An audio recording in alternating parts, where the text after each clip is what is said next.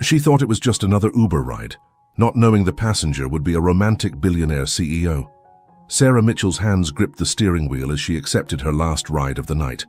3 jobs, 16 hours, and all she wanted was her bed. The rain hammered against her windshield as she pulled up to the luxury hotel at 2 a.m., but instead of another drunk businessman, a man in a soaked tuxedo slid into her back seat, his eyes holding a sadness that would change both their lives forever.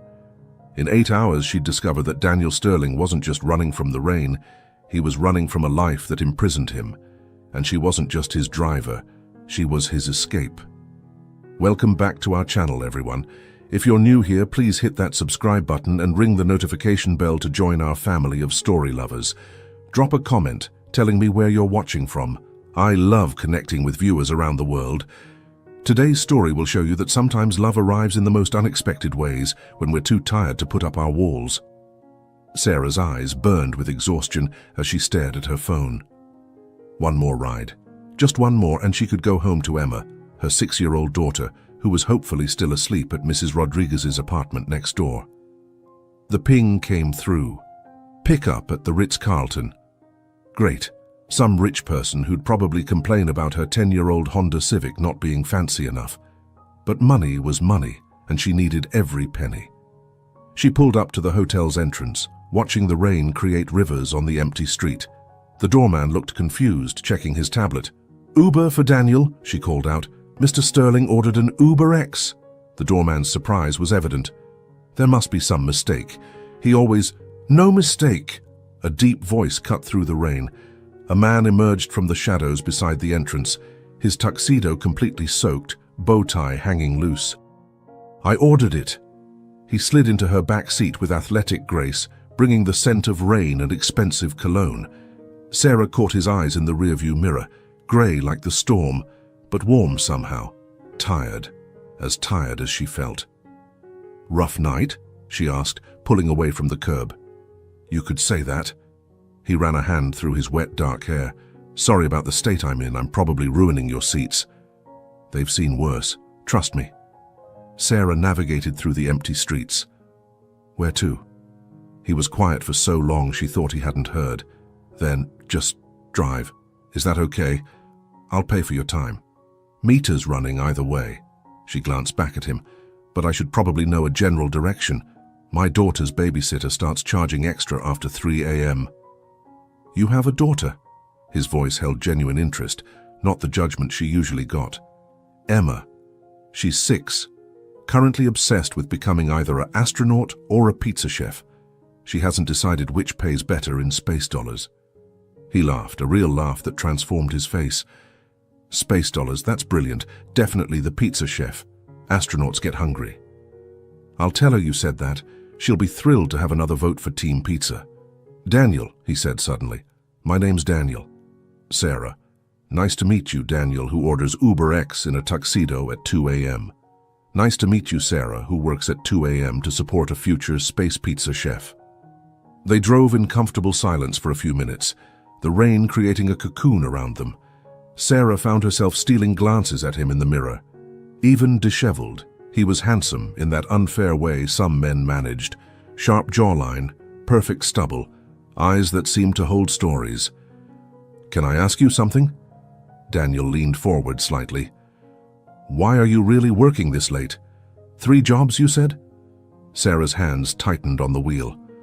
"Life's expensive, especially when you're doing it alone." "Emma's father decided being a dad was too much responsibility, left us with his gambling debts as a parting gift."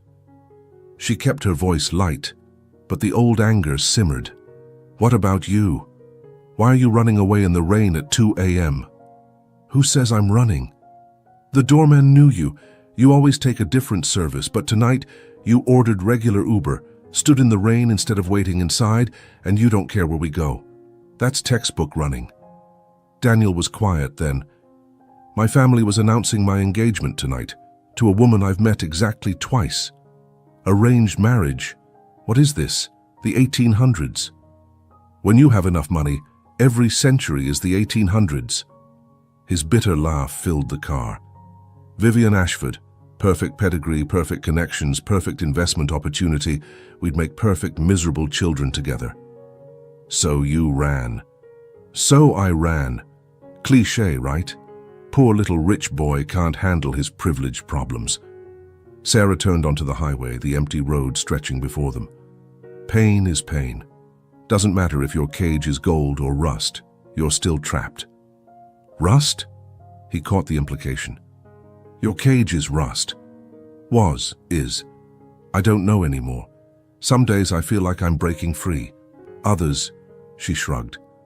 Others I'm driving Uber at 2 a.m. wondering how I became this person.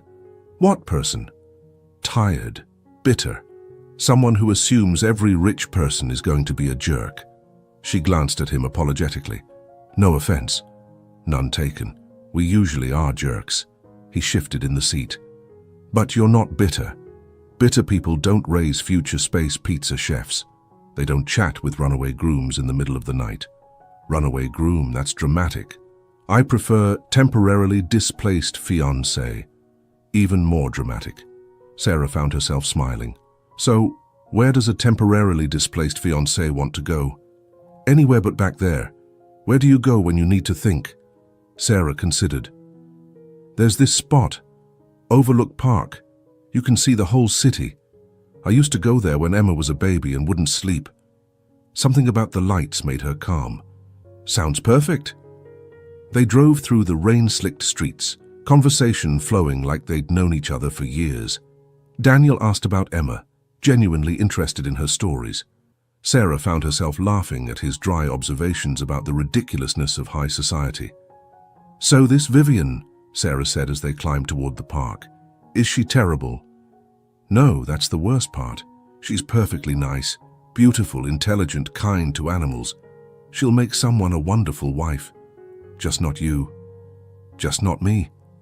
He was quiet for a moment. Do you believe in love, Sarah? Real love? Not the business transaction my world calls marriage? I used to, before Emma's father. Now, she pulled into the empty parking lot. Now I believe in paying bills and bedtime stories. Romance is for people with time and energy. That's the saddest thing I've ever heard. That's reality. She turned off the engine. We're here. The rain had softened to a drizzle. They got out, Sarah grabbing an umbrella from her trunk. The city spread below them, lights twinkling like earthbound stars. It's beautiful, Daniel said softly. Emma calls it the fairy light kingdom, says that's where all the wishes go to wait their turn. What would you wish for? Sarah considered. Time. Just time to breathe, to be a mum without being three other things, to remember who I was before life got so complicated. She glanced at him. You? Connection. Real, honest, messy, human connection. Someone who sees Daniel, not Sterling Industries' CEO. Sarah's head snapped toward him. Sterling Industries, oh my God, you're that Daniel Sterling? Guilty. He winced. Does it matter? You're worth billions. On paper. In reality, I'm worth exactly what you see. A wet guy in a ruined tuxedo who can't face his own engagement party. Sarah stared at him, then burst out laughing. I'm charging a billionaire $2.50 a mile to run away from home. Best money I've ever spent. He moved closer under the umbrella. You didn't know who I was. Do you know how rare that is? To have someone talk to me like a person? You are a person. Tell that to everyone in my life. To them, I'm a stock portfolio with legs. He turned to face her fully. But not to you. To you, I'm just Daniel who votes for space pizza. Daniel who's getting my umbrella wet with his ridiculous height, Sarah corrected, but she was smiling. Sorry. He didn't move back. Sarah, can I ask you something crazy? Everything about tonight is crazy. Keep driving with me until sunrise. I'll pay whatever you want. I don't want to go back yet, and I don't want to stop talking to you. Sarah knew she should say no. Emma would wake up at 7. She had her day job at 9. This was insane. Okay, she heard herself say, but I'm charging you extra for the crazy request fee. Deal. His smile made her stomach flutter in a way it hadn't in years. "Where to next, driver? Are you hungry? I know a 24-hour diner that makes the best pancakes in the city. Fair warning, it's not fancy." "Perfect. I hate fancy," says the billionaire in the designer tux. "Former tux. I think it's more of a very expensive dish rag now." They returned to the car, and Sarah felt something shift. This wasn't just a ride anymore. This was something. Something dangerous and wonderful and absolutely impossible. But for tonight, she didn't care about impossible. Have you ever met someone at exactly the wrong time but felt like exactly the right person? Sometimes the universe has terrible timing but perfect aim. Let me know your thoughts in the comments below. The diner was everything Daniel's world wasn't. Cracked vinyl booths, flickering neon, the smell of coffee strong enough to wake the dead. The lone waitress, Dolores according to her name tag, raised an eyebrow at Daniel's appearance. "Rough night, hun?" she asked, pouring coffee without being asked. "The best worst night," Daniel replied, sliding into the booth across from Sarah. "I know that feeling. Pancakes?" "Pancakes," they said in unison, then laughed. "Coming right up, lovebirds."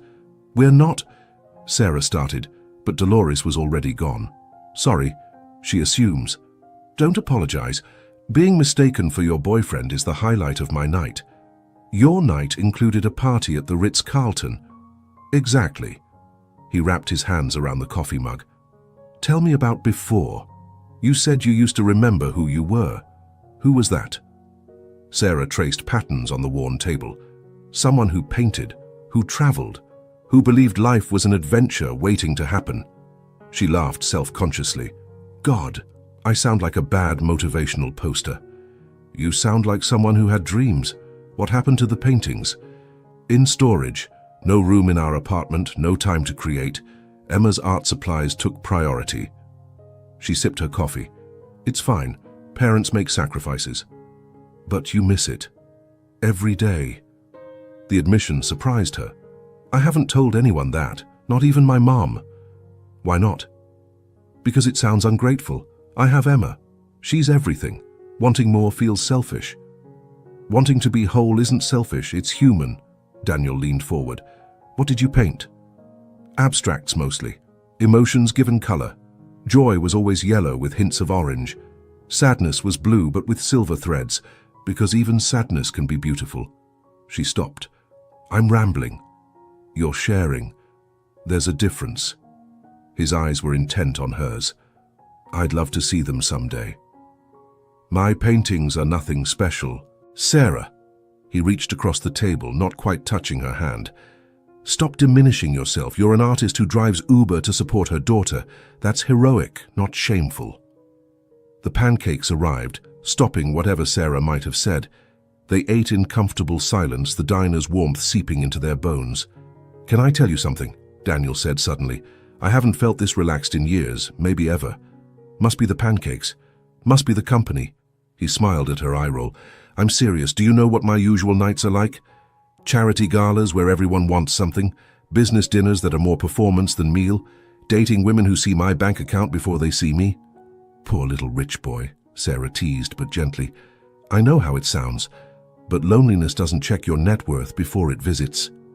He pushed syrup around his plate. "I'd trade it all for this. Real conversation at 3 a.m. with someone who doesn't want anything from me. I want something from you." His face fell. "Oh, yeah. I want you to finish those pancakes so Dolores doesn't think her cooking scared you off. She's sensitive about her pancakes." Relief and something else, admiration, crossed his face. "You're dangerous, you know that?" "Me? I'm a single mom who drives Uber, literally the least dangerous person alive." "Wrong. You're honest and kind, and you make me forget that my entire life is scheduled in 15-minute increments." He checked his phone, then deliberately turned it off. "See? Dangerous." Daniel Sterling turns off his phone. Wall Street trembles. "Let it tremble. I'm having pancakes with a beautiful woman who doesn't care about my portfolio." Sarah felt heat rise in her cheeks. "Don't." "Don't what?" "Don't flirt with me. This is, whatever this is, it can't be that." Why not? Because in a few hours you'll go back to your world and I'll go back to mine. They don't overlap, Daniel. They don't even exist in the same universe. They're overlapping right now. In a bubble, a 2 a.m. pancake bubble that bursts at sunrise, she signaled for the check. We should go. Sarah, no. I know how this story ends. You're sweet and I'm lonely, and we'll convince ourselves this means something. Then reality hits, and you remember I'm a single mom with baggage and bills, and I remember you're a billionaire with a life I can't even imagine. She grabbed the check before he could. This one's on me. Sarah, please. My ride, my rules. She stood. Come on, let's find somewhere to watch the sunrise, then I'll take you home. Daniel followed her out, Dolores calling after them to be good to each other. The rain had stopped, leaving the world washed clean and gleaming. In the car, the silence was heavier. Sarah kicked herself for ruining the easy flow between them, but it was better this way. Clean boundaries, no false hope. I'm not him, Daniel said quietly. What? Emma's father. Whatever he did, however he hurt you, I'm not him. I know that. Do you? Because you're so sure I'll hurt you that you're rejecting me before I get the chance. Self-preservation isn't rejection. Sometimes they look the same. He shifted to face her. Sarah, I know this is crazy. I know we just met. I know our lives are different. But I also know I haven't felt this alive in years. Can't that mean something? In movies, sure. In real life. She shook her head. In real life, the clock strikes midnight and Cinderella goes back to her normal life. What if Prince Charming doesn't want her to go? Then Prince Charming needs to remember he's engaged to someone else. That shut him up. They drove toward the eastern hills where the city's best sunrise views waited. Sarah hated the hurt in his eyes, but better a little hurt now than devastation later. They parked at another overlook, just as the sky began to lighten. Pink and orange painted the clouds, chasing away the night. It's beautiful, Daniel said. Emma and I come here sometimes when she can't sleep. She says the sunrise is the sky getting dressed for the day. She sounds amazing. She is. She's everything good in my life. Sarah watched the colors deepen. I'm sorry for being harsh back there. You've been nothing but kind. You were being realistic. I hate it, but I understand it. He turned to her. Can I ask one favor, though? Depends. Can I see you again? Not romantically, just as friends? I could use a friend who sees me as just Daniel. Sarah wanted to say yes. Every cell in her body wanted to say yes, but she knew better. I don't think that's a good idea. Because of my money. Because of everything. Your world, my world, the way you're looking at me right now. She met his eyes. We both know this wouldn't stay just friends. Would that be so terrible? Yes, because I can't be your escape from reality, Daniel, and you can't be my fairy tale. We're both too old for pretend. The sunrise painted his face gold and shadow. What if it's not pretend? What if this is the most real I've ever felt? Then I feel sorry for you. The words came out harsher than intended. I'm nobody special, just a tired single mom trying to make it to tomorrow. You're wrong. His voice was fierce.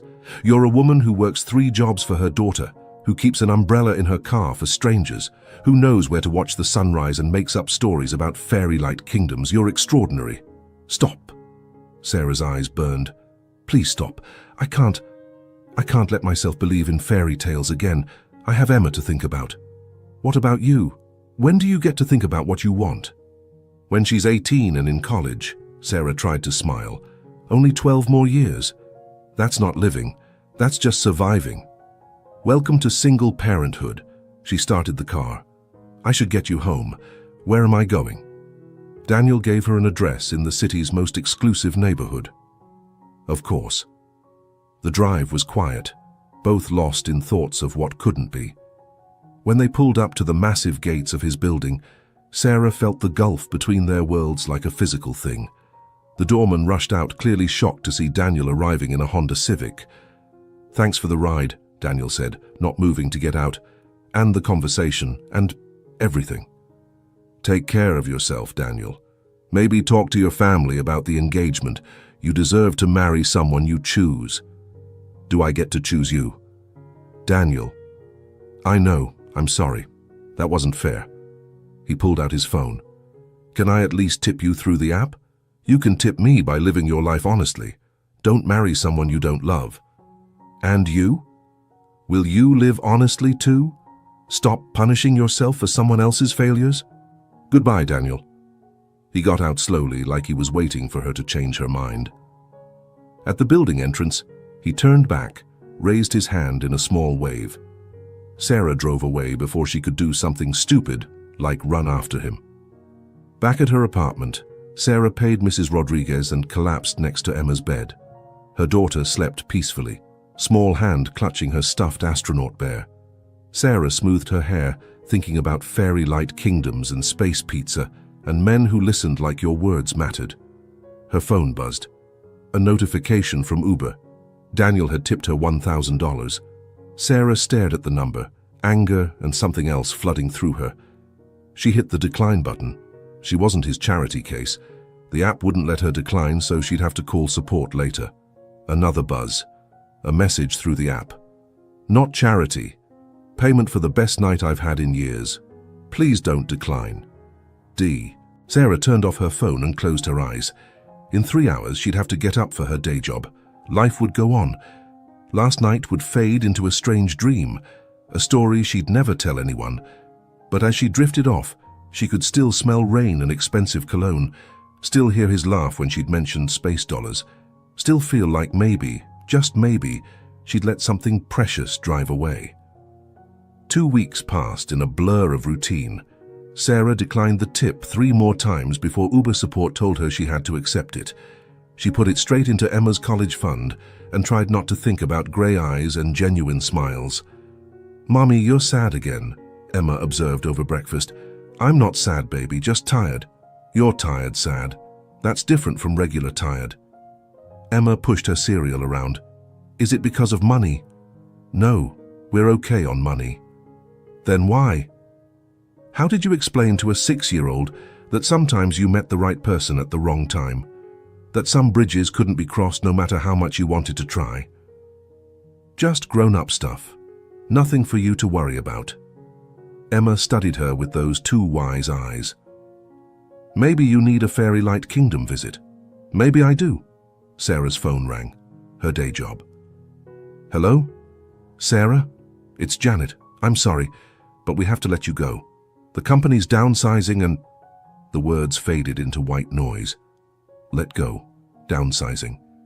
2 weeks severance. Sarah hung up numbly. 3 jobs down to 2. The math didn't work. Even with double Uber shifts, she couldn't make rent and Emma's after-school care and... "Mommy?" Emma's small hand touched hers. "Are you crying?" Sarah hadn't realized she was. "Happy tears, baby. Just happy tears." That night, after Emma was asleep, Sarah sat with her laptop, looking at her bank balance.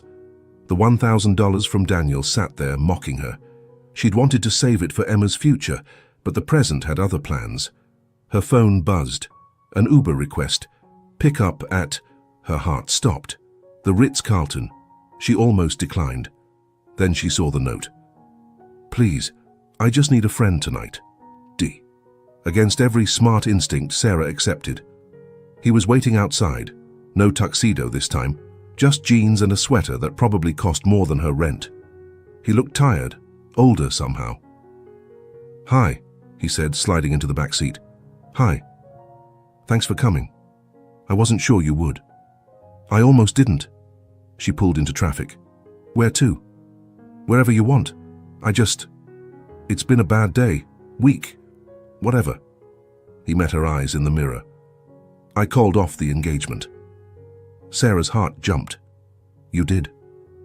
"Told my family I couldn't do it. They're furious, threatening to cut me off from the family trust, remove me as CEO. The board's in chaos." He laughed bitterly. "Turns out being honest has a price tag." "I'm sorry." "Don't be. You were right. I deserve to choose." He leaned forward. "How have you been?" "Fine." "Liar. You look exhausted." "Thanks." just what every woman wants to hear. "Sarah, talk to me, please." She found herself telling him about the job loss, the financial juggling, the weight of it all. He listened without interrupting, without offering solutions. "So that's my exciting update," she finished. "Single mum loses job, continues drowning. Film at 11. You're not drowning, you're swimming against a riptide. There's a difference. Feels the same from here." They drove in silence until Daniel said, "Turn left here." "Why?" "Trust me." She did, following his directions until they arrived at a small art gallery. Closed, of course, but Daniel produced a key.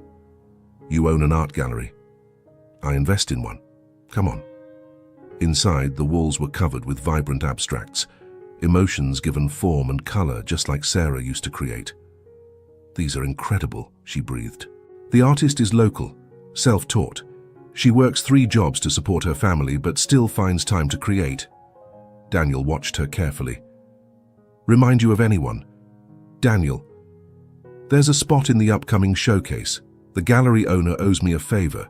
Say the word and it's yours. I haven't painted in 2 years. So start again. With what time? What supplies? What? With the time you'll have when you're not driving Uber." He held up a hand before she could protest. "Hear me out. The gallery needs an events coordinator. Part-time, flexible hours, decent pay. You could work around Emma's schedule." "You're offering me a job." "The gallery is offering you a job. I'm just the messenger." "Daniel, I can't take... It's not charity. They need someone who understands art, who can talk to both artists and patrons. Someone real." He moved closer. "That's you." Sarah stared at the paintings, seeing her own dreams reflected in someone else's work. "This is too much. This is a chance. Take it or don't, but don't refuse out of pride." "Why are you doing this?" "Because 2 weeks ago, you reminded me that life should be more than 15-minute increments and board meetings. Because you deserve a chance to be whole." He paused. "Because I can't stop thinking about you." "Daniel, I know. Different worlds. Can't work. I heard you." He backed away. "But the job offer stands regardless. No strings." Sarah walked through the gallery, touching frames gently. "This could change everything. Regular hours, decent pay, time to paint again." "What's the catch?" "No catch. Unless you count having to see me occasionally when I check on my investment. That might be a catch. I'll be scarce. Scout's honor." He held up 3 fingers. "Were you ever a scout?" "No. Too busy being a billionaire prodigy, I assume. Too busy being lonely." The honesty in his voice undid her. "Say yes, Sarah. To the job, at least. Have you ever stood at a crossroads where pride and practicality went to war? Sometimes accepting help is the bravest thing we can do. Tell me about a time when someone's kindness changed your path." Sarah thought about Emma, about rent, about the paintings gathering dust in storage. "Okay," she whispered. "Okay? To the job, on one condition." "Anything. We keep things professional. No more late-night rides, no more sunrise conversations. I can't afford to fall for you, Daniel." "What if I've already fallen for you?" The words hung between them like suspended stars. "Then you'll have to get back up," Sarah said quietly, "because I can't catch you. I'm barely keeping myself upright." "I don't need you to catch me. I just need you to let me exist in your orbit." "My orbit's pretty chaotic. Single mum, remember?" "I remember everything." His voice was soft. "I remember you have a daughter who can't choose between astronaut and pizza chef. I remember you know where wishes go to wait. I remember you see emotions in color." "Stop." "I remember you're the first person in years who made me want to turn off my phone." "Daniel, please. Professional, I promise. Just let me help. As a friend." Sarah looked at him, really looked, saw the loneliness that matched hers, the hope he was trying to hide, the genuine care in his eyes. "Friends," she agreed. Nothing more. "Friends," he repeated, and only Sarah caught the sadness in his acceptance. The gallery job was everything Daniel promised. Sarah worked while Emma was at school, coordinating events and managing artists with a natural ease that surprised everyone but Daniel. "You're a miracle worker," her boss Patricia said after Sarah successfully mediated between two temperamental artists. "Where did Daniel find you?" "Uber," Sarah said honestly. Patricia laughed, thinking it was a joke. Sarah let her. Daniel kept his promise, appearing only occasionally. But when he did, the air crackled between them. Professional. Always professional. But Sarah caught him watching her when he thought she wasn't looking. She pretended not to notice, pretended her heart didn't race every time. "Mr. Daniel!" Emma's voice rang out one afternoon when Sarah had to bring her to the gallery after school. "Mommy, it's Mr. Daniel!" Sarah froze. "You know each other." "We met at the children's hospital," Daniel explained, kneeling to Emma's level. "I was visiting the ward and this young lady was reading to the younger kids." "He does the best robot voice," Emma informed her mother. "Show her," Daniel obliged, making mechanical sounds that sent Emma into giggles. Sarah watched them, her heart doing dangerous things. "Why didn't you tell me you knew him?" Sarah asked Emma later. "You didn't ask. Is he your friend?" "He's nice." Yes, he's my friend." "Good. You need more friends." Emma went back to her coloring. "Maybe he can come to my birthday." "I don't think—" "Please?" "He promised to teach me the robot voice." Sarah sighed. 6-year-olds and billionaires, both impossible to argue with. Emma's birthday was small. A few kids from school, Mrs. Rodriguez and Patricia from the gallery. Daniel arrived with a telescope. "For the future astronaut," he said, "or for spotting pizza in space." Emma hugged him fiercely. "This is the best present ever." "It's too much," Sarah protested quietly. "It's perfect," Emma corrected. "Now I can see the fairy-like kingdom better." The party was chaos in the best way. Daniel helped with games, let kids paint his face, even wore the ridiculous birthday hat Emma insisted on. He fit in like he'd always been there, and that terrified Sarah more than anything. "You're good with kids," she said as they cleaned up, the apartment finally quiet. "I like kids. They're honest." He dried dishes while she washed. "Emma's special." "She is. Like her mom." "Daniel. Sorry. Professional. I meant professionally special." Sarah laughed despite herself. "That's not a thing." "It is now." He grew serious. "Thank you for letting me come today. I know it crossed a line. Emma would have hunted you down if I'd said no. Kid's got a stubborn streak. Wonder where she gets that." They worked in comfortable silence until everything was clean. At the door, Daniel paused. "I have a confession." Sarah's stomach dropped. "What?" "I've been looking at spaces for you to paint. There's a studio that shares the building with the gallery. Natural light, plenty of room, the rent's reasonable." "Daniel, no. Hear me out. You'd pay the rent yourself, from your salary, not mine. I'm just facilitating, like a real estate agent who doesn't charge commission." "Why can't you just let things be?" "Because you're meant to paint. Because Emma deserves to see her mother whole. Because—" He stopped himself. "Because I'm your friend. Friends help each other. Friends don't usually— We're not usual friends." He met her eyes. "We're two people pretending we don't feel what we feel, but that doesn't mean I'll stand by and watch you dim your light. My light's fine. Your light's on power-saving mode. I've seen what you look like when you talk about art. You glow." He opened the door. "Think about the studio. For Emma, if not yourself." After he left, Sarah sat in her quiet apartment, surrounded by birthday decorations and possibilities. The smart thing would be to keep her distance, focus on work and Emma. But when had she ever done the smart thing? She thought about colors and canvases, about showing Emma that dreams didn't have to die when life got hard.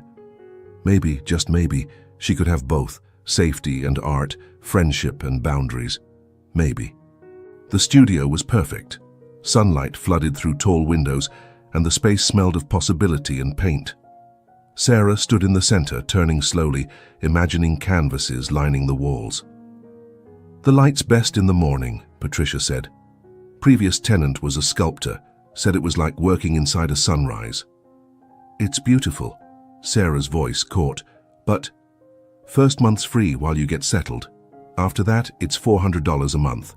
I know that sounds like a lot, but I'll take it, Patricia smiled. Daniel said you'd say that. He doesn't know me as well as he thinks.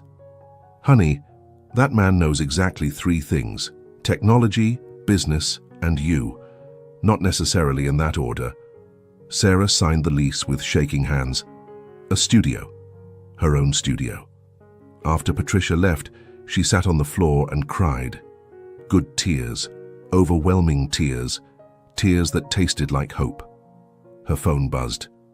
Daniel, Patricia says congratulations are in order. You orchestrated this. I mentioned you might be interested. You did the rest. Thank you. Don't thank me. Just paint. Show Emma that dreams can coexist with responsibility. Sarah stared at her phone, then typed, Would you like to see what I create? 3 dots appeared and disappeared several times. Finally, I'd be honored. The first painting came like a dam breaking. Sarah dropped Emma at school and went straight to the studio, not even stopping for coffee. Colors poured out. 2 years of suppressed creativity demanding release. She painted sunrise drives and pancake conversations. She painted loneliness in shades of gray and connection in gold. She painted a little girl reaching for stars and finding pizza. When she finally stopped, hours had passed. Paint covered her hands, her clothes, her hair. She felt electric, alive in a way she'd forgotten possible. Mommy, you're sparkly, Emma said when Sarah picked her up. Did you paint today? I did, baby. Want to see? Emma's joy at the studio was worth every doubt. She ran around the space, proclaimed it perfect for art and cartwheels, then studied Sarah's painting seriously. It's happy and sad at the same time, she observed. That's exactly right. Is it about Mr. Daniel? Sarah's breath caught. Why would you think that? Because you make that face when you talk about him. Happy, sad face. Emma tilted her head. Do you like him? It's complicated, baby.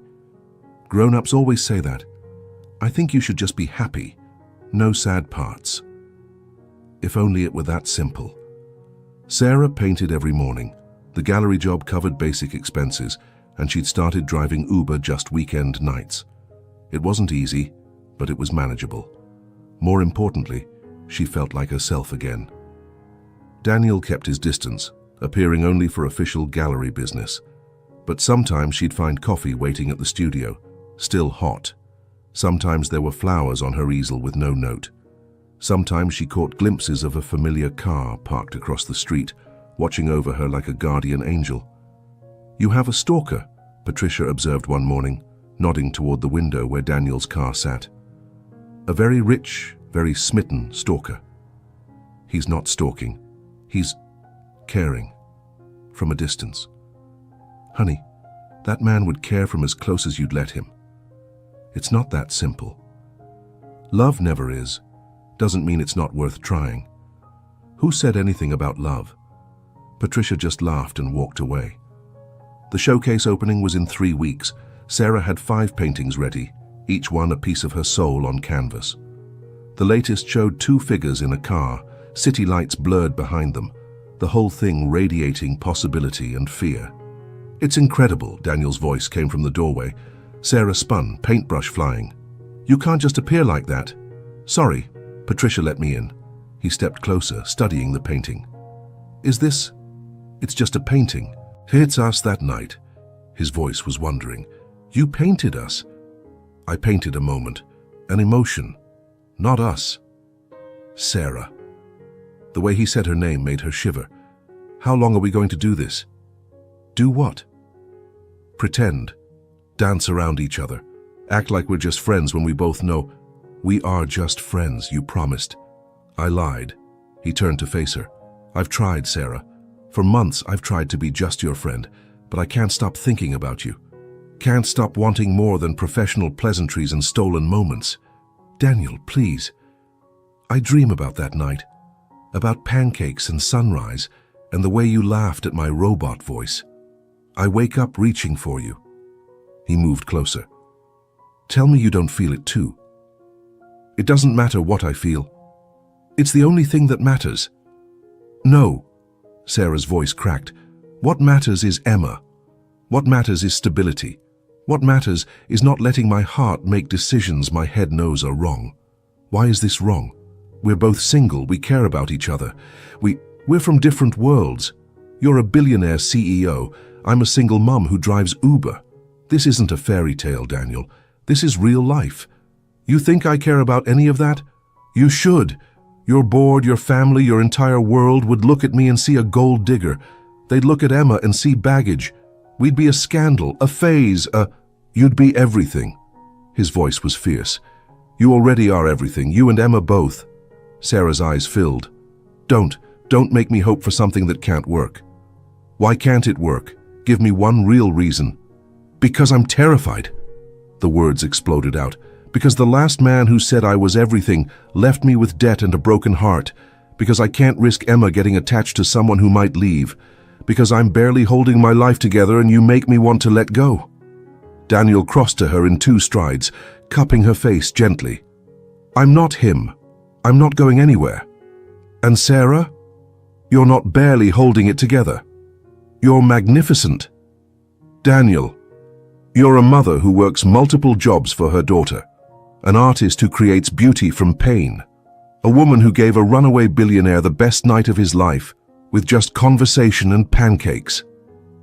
His thumb wiped away a tear she hadn't realized had fallen. You're not holding it together. You're soaring, and I just want to soar with you. I can't, she whispered.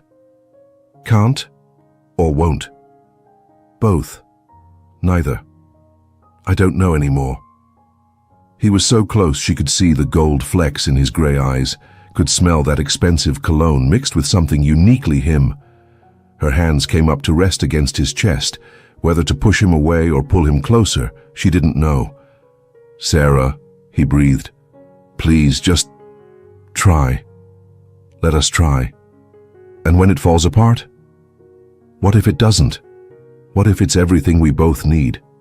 She thought about Emma asking why she was happy, sad, about paintings that captured moments she couldn't forget, about a year of pretending she didn't check for his car, didn't save his texts, didn't dream about that night. One date, she heard herself say. One real date. If it's a disaster, we go back to being professional friends. And if it's not a disaster, then we figure it out as we go. His smile was like sunrise. Saturday, I'll pick you up at 7.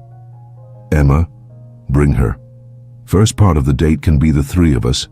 Dinner somewhere she'd love. Then if she approves, maybe you and I could have dessert somewhere after she's with Mrs. Rodriguez.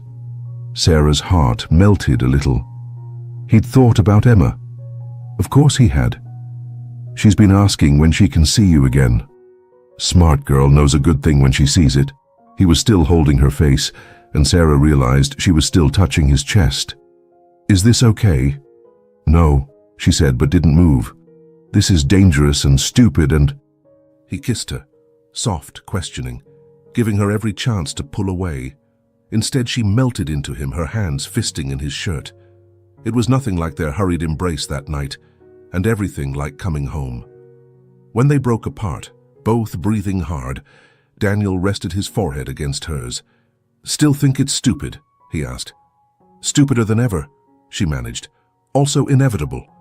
I'll take inevitable. Daniel, she pulled back to look at him.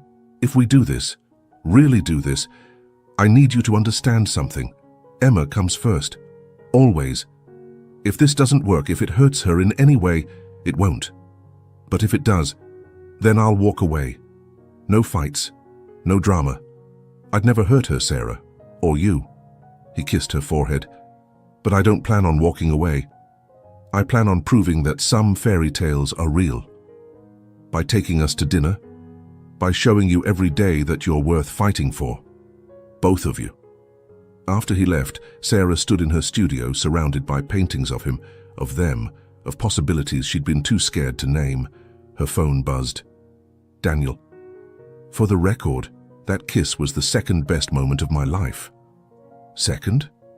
First was when you said yes to driving until sunrise. Everything started then. Sarah smiled, touching her lips. Saturday suddenly seemed very far away. Have you ever taken a leap of faith despite your fears? Sometimes the biggest risk is not taking one at all. Share your thoughts below. When has love asked you to be brave? Saturday arrived with Emma bouncing off the walls. Mr. Daniel's taking us to dinner. Both of us. Do you think he'll do the robot voice? Maybe if you ask nicely. Sarah smoothed her daughter's dress, then checked her own reflection. She'd changed outfits 3 times, finally settling on a simple blue dress that Daniel had once said brought out her eyes. You look pretty, Mummy. Like happy pretty, not sad pretty. There's a difference? Uh-huh. Sad pretty is when you dress up but your eyes are tired. Happy pretty is when you glow. Emma studied her. You're glowing. The doorbell rang and Emma raced to answer it. Daniel stood there in jeans and a button-down, looking nervous and gorgeous and holding 2 bouquets, roses for Sarah, daisies for Emma. Flowers for both your girls, he said, then caught himself. I mean, thank you, Sarah interrupted, saving him. They're beautiful. I love daisies. Emma hugged hers.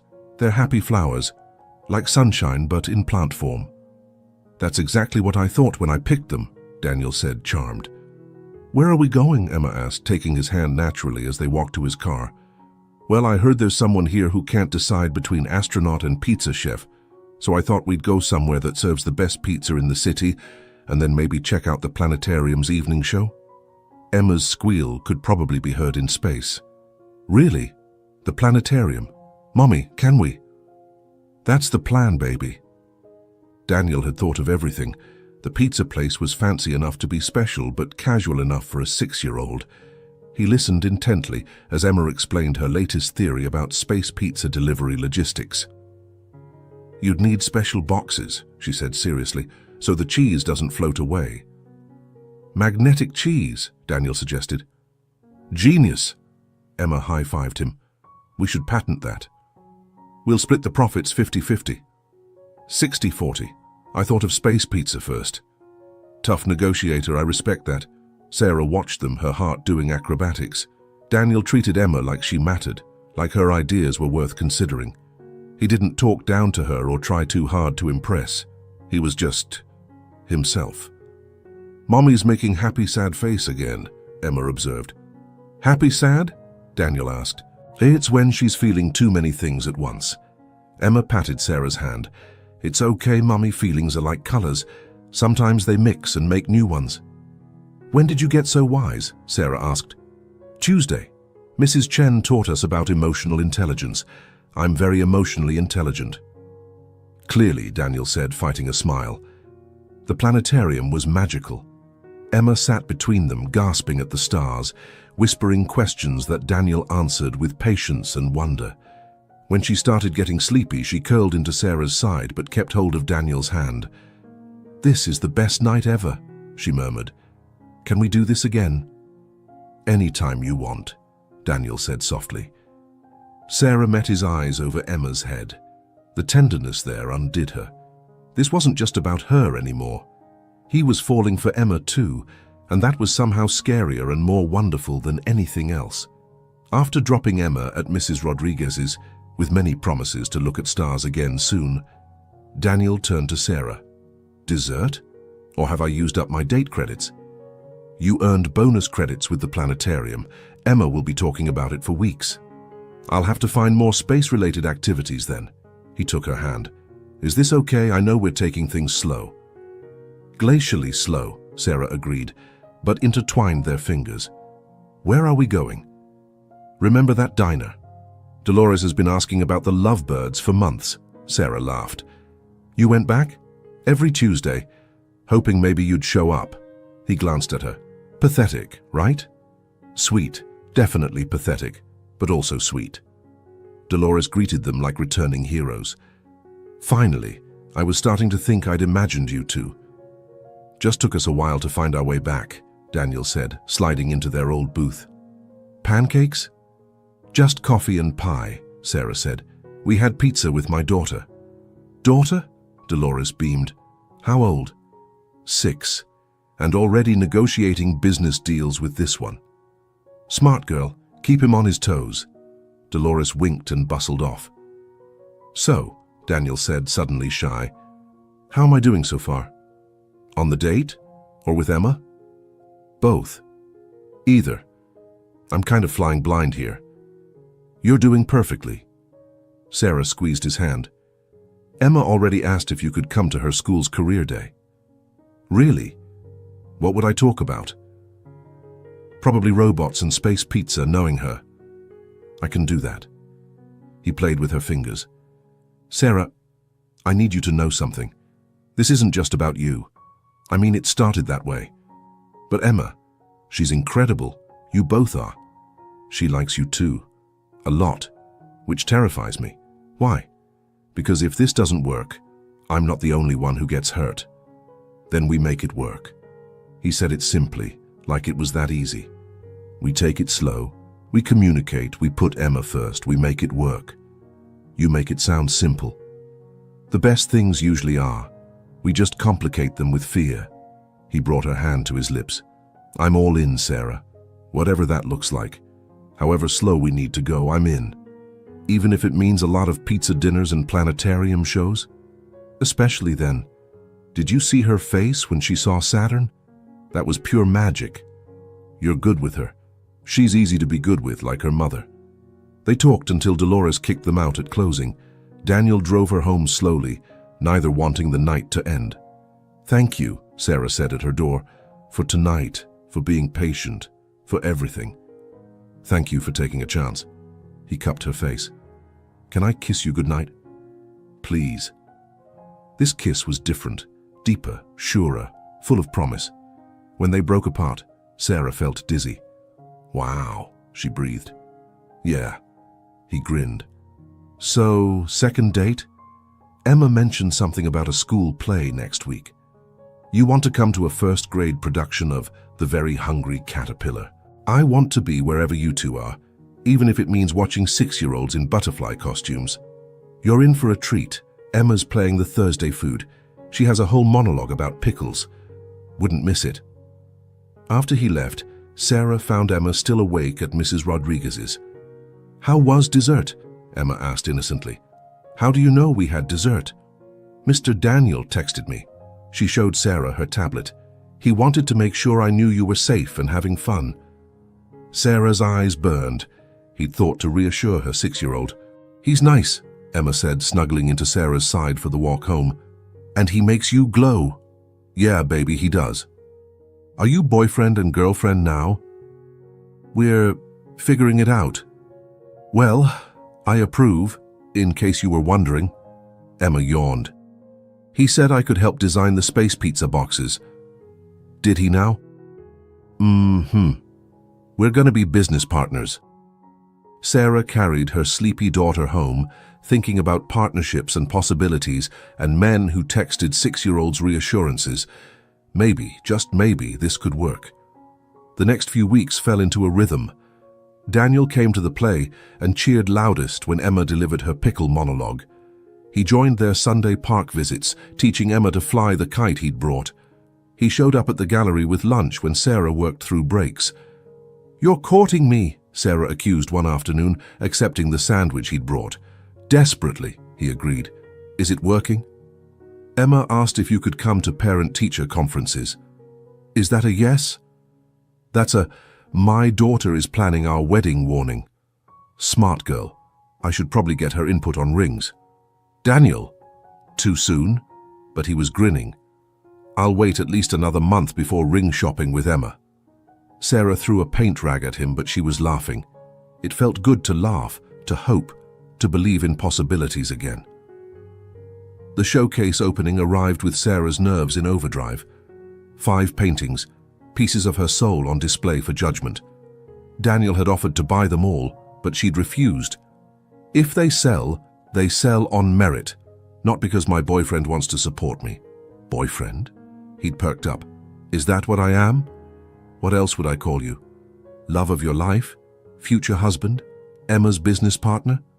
Definitely the last one. She's drawn up contracts for the space pizza venture. I expect nothing less. The gallery was packed. Sarah wore the blue dress from their first date, and Daniel kept finding excuses to touch her, hand on her back, fingers brushing hers, little anchors of support. "Breathe," he murmured. "They love your work." He was right. The paintings drew crowds, conversations, connections. The piece from their first night, two figures in a car surrounded by city lights, had 3 bidders fighting over it. "It's like hope and fear had a baby," one collector said. "I need it."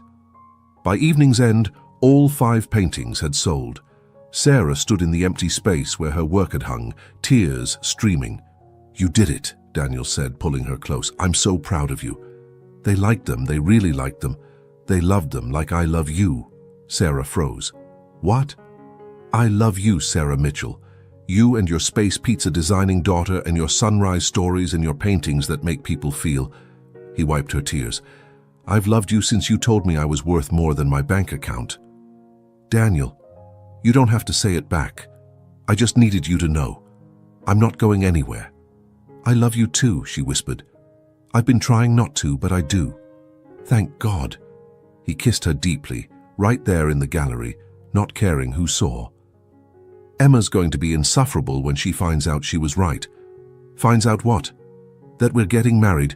She informed me yesterday that I should probably start ring shopping soon because she has opinions." Sarah laughed through her tears. "We're not getting married. Not today. But someday. When you're ready. When you trust that I'm staying." He held her face gently. "I'll wait as long as it takes." "What if it takes forever?" "Then I'll love you forever while waiting." 6 months later, Sarah stood in her studio finishing a new piece. The door opened and small feet ran across the floor. "Mommy! Mommy! Look what Daniel helped me make." Emma held up a box decorated with stars and planets. "It's a prototype for space pizza." "It's magnificent," Sarah said, examining it seriously. "Daniel says we need to test it, so we're having pizza night. But first..." Emma pulled something from behind her back, a small velvet box. "He said I should give you this." Sarah's heart stopped. "Emma, open it." Inside was a simple diamond ring with 2 smaller stones flanking it. 3 stones, Emma explained. 1 for each of us, because we're a family now, right? "Emma, where's Daniel?" "Right here," he said from the doorway, looking nervous and hopeful and perfect. Emma said she should ask since it affects her too. "You two planned this?" "For weeks," Emma bounced. "I helped pick the ring and everything. So will you marry us? I mean marry Daniel, but really marry both of us because we're a package deal now?" Sarah looked between them, her daughter vibrating with excitement. The man who'd shown her love could be safe and wild at once. "Yes," she said. "Yes to all of it." Emma cheered and launched herself at them both. Daniel slipped the ring on Sarah's finger, then kissed her while Emma made exaggerated gagging noises. "Does this mean I can call you Dad?" Emma asked Daniel. "If you want to," he said carefully. "But only if..." "Dad?" Emma tested. "Daddy, Father, Papa." "I like Dad best." "I like it too," Daniel said, voice thick. They were married 3 months later in the planetarium, surrounded by stars and the people who'd watched their journey. Dolores made the cake. Patricia displayed Sarah's paintings. Mrs. Rodriguez cried through the entire ceremony. "Do you, Sarah, take this man and his space pizza business partner to be your family?" the officiant asked.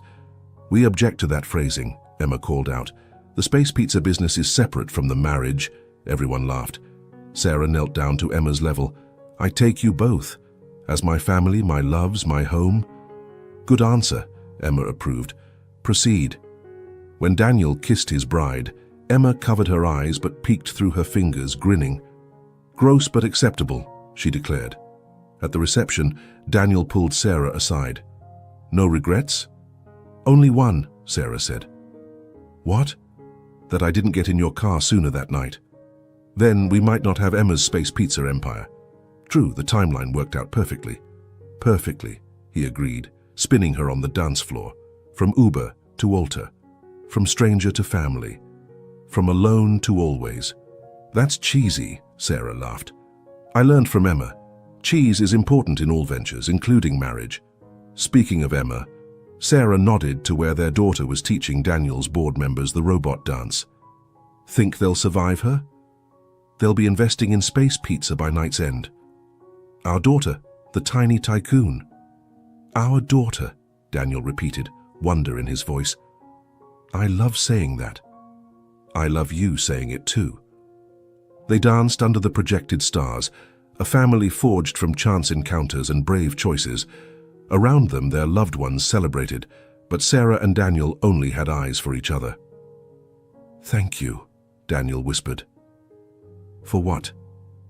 For getting in the car, for driving until sunrise, for showing me life outside 15-minute increments. Thank you for running away in the rain, for ordering UberX instead of Black, for being worth more than your bank account. We should tip our driver, Daniel joked. I think she's been well compensated. Mommy, Dad, stop being mushy and come see, Emma called.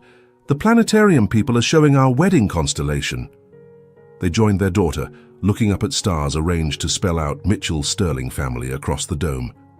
How did you manage that? Sarah asked Daniel. Emma negotiated it. I just wrote the check. Best business partner ever, Emma said, hugging them both. As their guests pointed at the stars, making wishes on their new constellation, Sarah thought about that night 3 years ago. How a desperate billionaire and an exhausted driver had found each other in the rain. How love had grown from unlikely soil, nurtured by trust and patience and a 6-year-old's wisdom. What are you thinking? Daniel asked. That sometimes the best rides are the ones with no destination. Just drive until sunrise and see where you end up. I know where I ended up, he said, pulling his girls closer. Exactly where I belong. Emma yawned between them. Can we go home now? I want to work on my space pizza business plan. Of course you do, Sarah laughed. They left their reception early, just the three of them, driving through city streets that had witnessed their beginning. Emma fell asleep in the back seat, clutching her junior CEO badge, Daniel's wedding gift to her. She's perfect, Daniel said softly. She's ours, Sarah corrected, even better. At home, their home now, a house with room for art studios and business plans and family, they tucked Emma in together. Best day ever, she mumbled. Love you, Mom. Love you, Dad. Love you too, space pizza mogul, they whispered. In their own room, Sarah traced Daniel's face in the moonlight. Was it worth the wait? She asked. Worth the wait, the fear, the almost giving up, worth everything. He kissed her gently. You saved me, you know. We saved each other, and Emma saved us both. The wisest 6-year-old in existence. 7 now, Daniel corrected. 7 and already planning her empire. With her business partner, Dad. And her artist mom who glows. They held each other in the quiet house, their daughter dreaming down the hall, their life spread before them like an open road. No more running? Sarah asked. No more running, unless it's towards something together. Deal. Sealed with space pizza. Sealed with love. Even better. Outside, the city lights twinkled like earthbound stars, witnessing another night of possibility. But inside the Mitchell Sterling house, 3 hearts beat in harmony, proof that sometimes the best journeys begin with a simple request. Just drive. And sometimes, if you're very lucky, you find your destination was sitting in your back seat all along, waiting for you to be brave enough to stop and stay. The end. Thank you so much for joining me on this beautiful journey of unexpected love and second chances. If this story touched your heart, please hit that like button and share it with someone who needs to believe that love can find us in the most unexpected moments. Have you ever taken a chance on a stranger who became family? Or found love when you were just trying to survive another day? I'd love to hear your stories in the comments below. Remember, sometimes our greatest adventures begin when we say yes to the unknown, whether it's getting in a car with a stranger or opening your heart after it's been broken. The best things in life often require a leap of faith. Until next time, keep your hearts open and your spirits ready for magic. You never know when your own midnight ride might change everything. Stay blessed, and I'll see you in the next story.